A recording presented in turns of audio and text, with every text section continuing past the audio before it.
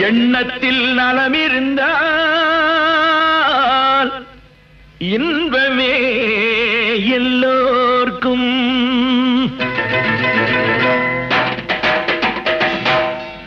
அன்புள்ள தோழர்களே,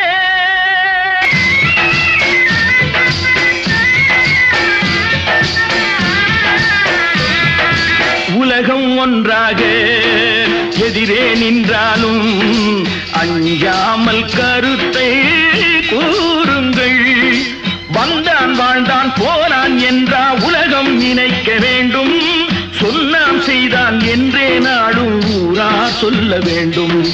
ஒன்றே சொல்வான் நன்றே செய்வான் அவனே அப்துல் ரஹ்மானாம்.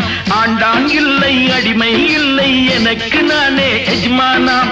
மேரா நாம் அப்துல்